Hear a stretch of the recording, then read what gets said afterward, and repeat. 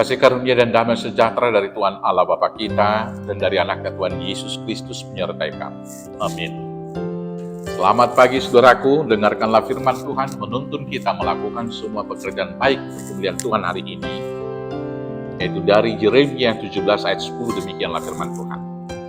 Aku Tuhan yang menyelidiki hati, yang menguji batin, untuk memberi balasan kepada setiap orang setimpal dengan tingkah langkahnya, setimpal dengan hasil perbuatannya. Demikianlah firman Tuhan. Saudara-saudaraku yang terkasih dalam Yesus Kristus, dalam konsep Alkitab, pusat kehidupan adalah hati. Maka karena itulah di dalam Amsal 4 ayat 23 firman Tuhan berbunyi demikian. Jagalah hatimu dengan seksama, sebab dari sanalah mengalir air kehidupan. Maka demikianlah hidup peribadahan kita juga kepada Tuhan harus kita lakukan dari hati, bukan sekedar dari pikiran. Harus kita lakukan dari hati, bukan sekedar karena kewajiban dan kebiasaan sebagai umat beragama. Harus kita lakukan dari hati, bukan sebagai ajang untuk mempertontonkan kesalehan atau festival untuk menunjukkan bahwa kita orang beragama.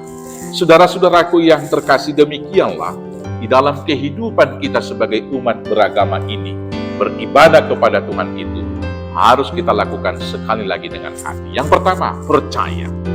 Firman Tuhan di dalam Amsal 3 ayat 5 di sana dikatakan, percayalah kepada Tuhan dengan segenap hatimu dan jangan bersandar kepada pengertianmu sendiri. Kita percaya kepada Tuhan bukan karena mengurai banyak ayat Alkitab dan karena keingintahuan logika kita sudah dipenuhi semuanya. Karena itulah rumusan iman.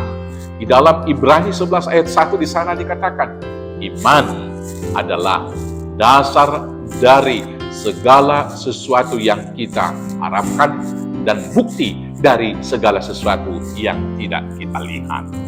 Maka dengan beriman, kita akan kemudian mengerti tentang Tuhan. Maka beriman bukan soal yaitu penjabaran logika yang masuk akal sehingga kita dapat mempercayainya. Tetapi percaya itu adalah dari hati yang tersembunyi, yang tidak kelihatan. Maka kalau kita beriman kepada Tuhan bukan sekedar beragama. Dan ibadah yang kita lakukan itu adalah buah daripada iman kita. Yang kedua, saudara-saudaraku yang terkasih, praktek ibadah kita itu, buah dari iman itu harus menghasilkan buah yang baik, yaitu mengasihi. Di dalam hukum Taurat, kesimpulan dari semua hukum itu, yang menjadi hukum yang terutama di sana dikatakan, kasihilah Tuhan Allahmu dengan segenap hatimu, dan seterusnya. Maka mengasihi Tuhan harus dari hati kita. Yang selanjutnya juga mengasihi sesama dengan hati kita. Yang kemudian yang ketiga, berharap. Percayalah kepada Tuhan dengan segenap hati dan berharaplah kepada Dia sungguh-sungguh dari hati. Maka dengan demikian Tuhan akan membalas setimpal dengan perbuatan-perbuatan kita. Tuhan akan membalas kita sesuai dengan tingkah dan langkah kita. Karena itu saudara-saudaraku yang terkasih, marilah kita mengasihi Tuhan dengan sungguh-sungguh dari hati kita yang terdalam. Tuhan Yesus memberkati. Amin. Kita bersatu dalam doa. Terima kasih Bapa, ajar dan bimbing kami mengasihi Tuhan dengan sungguh. Maka kuasailah hati, akal, pikiran kami dengan Roh Kudus, agar dari hati yang terdalam kami boleh percaya, mengasihi Tuhan, dan berharap kepada-Mu.